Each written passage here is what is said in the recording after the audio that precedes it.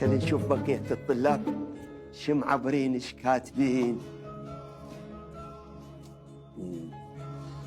في مدرستنا مدرس لا يشبه المدرسين، لا يضحك أبداً ولا يبتسم، يتعامل مع الطلاب بجدية وحزم. هذا منه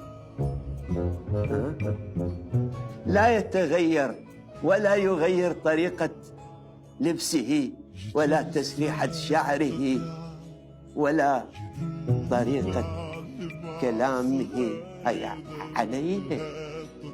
يأتي دائما في موعد الدرس بالضبط ولا يتأخر دقيقة واحدة.